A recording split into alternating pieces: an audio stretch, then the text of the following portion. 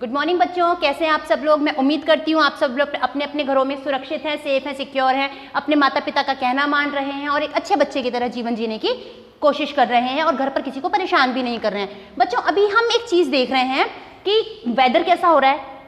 मुंबई से अभी एक साइक्लोन, एक चक्रवात का तूफान टकराया था। उस चक्रवात को टकराने से क्या हुआ था, मुंबई में बहुत तेज बारिश हुई थी। और अब धीरे धीरे जैसे जैसे मानसून का मौसम आता चला जाएगा, वैसे वैसे ही क्या होगा, वैसे वैसे ही और भी बरसात होगी और भी अच्छी हवा, ठंडी ठंडी हवा चलेगी। और ठंडी ठंडी हवा चलने पर क्या होगा, ठंडी ठंडी हवा चलने पर आपका, मेरा, हम सबका मन प्रसन्न होगा। तो आज का जो हमारा टॉपिक है वो टॉपिक भी कुछ इसी टॉपिक से रिलेटेड है। कौन सा टॉपिक है आज हमारा? बरसात की आती हवा। यानी कि बरसात में जो हवा आती है, बरसात के मौसम में जो हवा चलती है वो कैसी होती है, वो कैसी लगती है, किस प्रकार से वो हमें हैप्पीनेस देती है, किस प्रकार से वो पूरे जग को, पूरे जगत को खुश रखती है, पूरे जगत के मन को आनंद देती है। पर उससे पहले मैं आपको बताना चाहूँगी कि इस चैप्टर के कवि कौन हैं। इस चैप्टर के कवि हैं श्री हरिवंश राय बच्चन, जो कि हमारे महान सदी के एक नायक श्री अमिताभ बच्चन जी के पिताजी हैं। बरसात की आती हवा, इस पोयम के इस चैप्टर में जो ये हमारे कवि हैं श्री हरिवंश राय बच्चन जी, इनके बारे में मैं आपको बताती हूँ। इन्हें पद्म भूषण, साहित्य अकादमी पुरस्कार, साहित्य वाचस्पति पुरस्कार, सरस्वती सम्मान आदि प्रतिष्ठित पुरस्कारों से नवाजा गया है। इनका जन्म 27 नवंबर 1907 को हुआ है। इनकी कुछ प्रमुख रचनाएं हैं मधुशाला, मधुकलश, मधुकाव्य, खादी के फूल। उन्होंने अपनी आत्मकथा भी लिखी है। और उसके पश्चात लगभग 18 जनवरी 2003 को हमने इस महान कवि को खो दिया। तो बच्चों, आज हम उन्हीं की एक कविता जिसका नाम है बरसात की आती हवा, इसको पढ़ेंगे। पर उससे पहले मैं आपको इस चैप्टर का थोड़ा सा ब्रीफिंग देती हूँ। वर्षा ऋतु जो कि ऋतुओं की रानी कहलाती है। जिस तरह से आम फलों का राजा है, जंगल का राजा शेर होता है, कलर्स का राजा, रंगों का राजा लाल होता है, ठीक उसी प्रकार से वर्षा ऋतु बाकी सारी ऋतुओं की, सारे सीजन्स की, सारे मौसमों की रानी कहलाती है। और जब बरसात के मौसम में झीनी झीनी हवा, और उस झीनी झीनी हवा के साथ में जो बरसात की जो फुहारें होती हैं, जब वो मानव मन को प्रसन्न करती हैं, तो वो किस प्रकार से मानव मन प्रफुल्लित हो उठता है, उस बारे में हमें आज इस पाठ के माध्यम से पता चलेगा। साथ ही साथ में बरसात जो है वो पशु पक्षियों को, पेड़ पौधों को, मानव को, धरती को, सबको आनंद प्रदान करने वाली होती है। तो आज के टॉपिक में बेटा हम आपको इसी के बारे में बताएंगे कि बरसात की हवा किस प्रकार से प्रकृति को सुंदरता प्रदान करती है, प्रकृति को प्रसन्नता प्रदान करती है, और साथ ही साथ में मानव मात्र के लिए बहुत सारी सुंदर सुंदर चीज़ें, बहुत सारी सुंदर सुंदर सौगातें लाती है। अब सुंदर सुंदर सौगातें कौन सी होती हैं बच्चों? जब पेड़ों पर बरसात के पानी के द्वारा जब पेड़ों के पत्ते धुल जाते हैं और उसके बाद उनमें नई कोपलें फूटती हैं, और फिर नई कोपलें फूटने के बाद नए नए फूल, नए नए फल, ये सारी की सारी चीज़ें जो हैं वो मानव को सौगात के रूप में मिलती है। बरसात के सीज़न के बाद में जब नई फसलें उगती हैं तो वो मानव को एक नया जो है आनंद प्रदान करती हैं। कृषकों के चेहरे जो हैं वो खुशी से खिल उठते हैं। तो आइए बच्चों, आज हम सबसे पहले इसका फर्स्ट स्टैंजा पढ़ते हैं। बरसात की आती हवा, बरसात की आती हवा, वर्षा धुले आकाश से, या चंद्रमा के पास से, या बादलों की सांस से, मंद मुस्काती हवा, बरसात की आती हवा। बच्चों, कवि हरिवंश राय बच्चन यहाँ इस पहले स्टेंजा में मनुष्य को बरसात की हवा के बारे में बता रहे हैं, आपको और मुझे बता रहे हैं कि किस प्रकार से बरसात की जो ये हवा है ये कितनी मनमोहक होती है, ये कितनी प्यारी होती है, क्योंकि ये हवा जो है वो मानव मात्र को प्रसन्नता देती है। बरसात की आती हवा, वो बरसात की हवा के बारे में सोच रहे हैं, विचार कर रहे हैं कि ये जो बरसात की हवा है ये पूरी सृष्टि को आनंद प्रदान करती है। ये सृष्टि को आनंद प्रदान करने वाली जो हवा है शायद वर्षा धुले आकाश से, यानी जब आसमान बारिश के बाद में बिल्कुल साफ हो जाता है तो शायद उस साफ सुथरे हवा के आसमान, ये हवा है ये शायद उस साफ सुथरे आसमान से आ रही है। या चंद्रमा के पास से।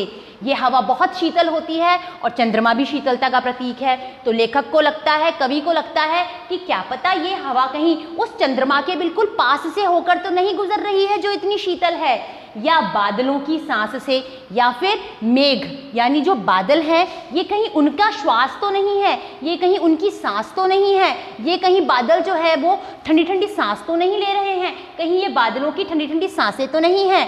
मंद मुस्काती हवा और धीरे धीरे धीरे धीरे चलने वाली हवा जो खुद भी प्रसन्न होकर चल रही है और मानवता को भी प्रसन्न कर रही है। ये मंद मुस्काती हवा बरसात की आती हवा, यानी कि कवि यहाँ पर ये समझने की, ये सोचने की कोशिश कर रहा है और हमें बताने की कोशिश कर रहा है कि जो ये बरसात की हवा है, ये बरसात की हवा या तो वर्षा के धुले आकाश से आ रही है या चंद्रमा के पास से आ रही है, या बादलों, जब बादल श्वास ले रहे हैं, जब बादल ब्रीथ कर रहे हैं तो ब्रीथ इन और ब्रीथ आउट यानी श्वास लेने और श्वास छोड़ने की जो प्रक्रिया है, क्या पता ये अब जो ठंडी हवा है ये वहाँ से तो नहीं आ रही है।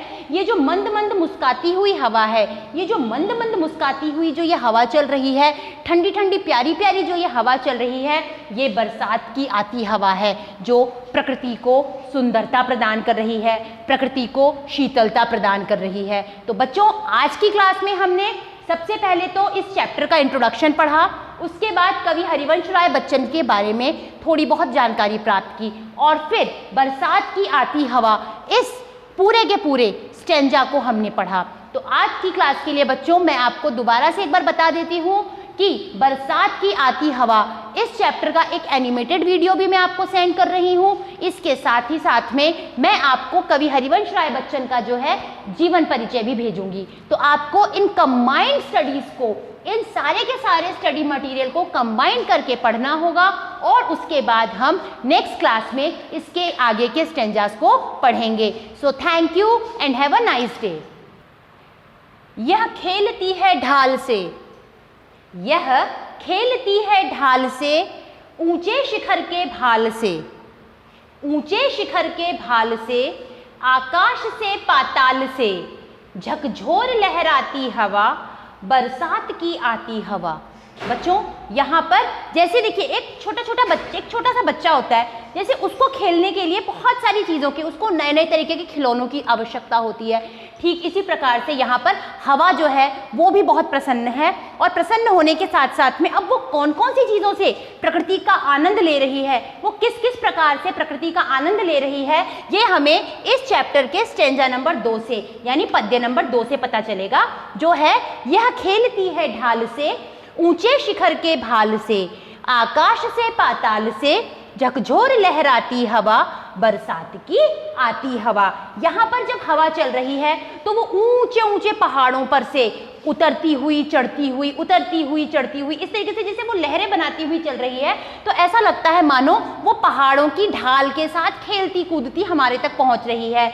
ऊंचे शिखर के भाल से, जो आसमान का जो ऊंचे शिखर है, जो ऊंचा पर्वत है, उसके मस्तक को बार बार टच करती हुई, जैसे कभी आप बहुत अच्छा काम करते हो तो आपकी मम्मी आपके बालों में यूं हाथ फेर कर कहती है ना, बेटा आज तो तुमने बहुत अच्छा काम किया। बिल्कुल इसी तरीके से ऐसा लगता है जैसे वो ऊंचे शिखर, ऊंची शिखर की जो चोटी है, ऊंची पर्वत की जो चोटी है, उसको जाकर के जोर से उसके साथ झकझोर कर खेल रही है। आकाश से पाताल से, वो एकदम से आकाश की तरफ तेजी से बढ़ती हुई जाती है और उतनी ही तेजी से बढ़कर नीचे आती है, यानी वो धरती को और आकाश को सबको प्रसन्न रखती है। झकझोर लहराती हवा, कई बार ऐसा होता है हवा चलती चलती जाती है, बहुत जोर से उड़ती हुई, खुश होती हुई, प्रसन्न होती हुई, कभी इधर कभी उधर लहराती, बल खाती, बड़ी प्रसन्न चित्त मुद्रा में इधर से उधर तक आती है, जाती है, यानी झकझोरती हुई, लहराती हुई, खुश होती हुई। ये जो बरसात की हवा है ये धरती को बहुत प्यारी लगती है, बहुत खुश करती है, बहुत सुकून देती है। तो बच्चों, आज की हमने क्लास में 2 स्टेंजास पढ़े।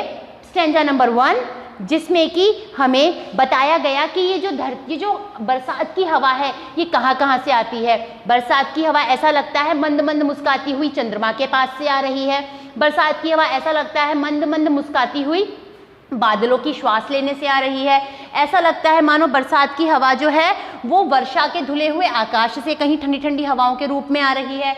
दूसरे स्टेंजा में हमें पता चला कि जो बरसात की हवा है वो कैसे खेलती कूदती मजे लेती हुई शिखर, चाहे वो ऊंचे शिखर का भाल हो यानी मस्तक हो, चाहे वो आकाश हो, चाहे वो पाताल हो, वो लहराती हुई खुश होती हुई मजे लेती हुई इधर से उधर तक भटकती खेलती कूदती मनमौजी लेती हुई पूरी की पूरी प्रकृति को प्रसन्न करती है। और इसी तरीके से ये बरसात की हवा जो है वो मानव मात्र के लिए बहुत ही अच्छी औषधि का काम करती है, क्योंकि हवा जितनी शुद्ध होगी वह मनुष्य को उतनी ही स्वास्थ्यवर्धक होगी। तो बच्चों, आज के टॉपिक में हमने बरसात की आती हवा में कवि हरिवंश राय बच्चन जी का जीवन परिचय देखा, उस जीवन परिचय पढ़ा, उसके बाद मैंने आपको 2 स्टेंजास पढ़ाए।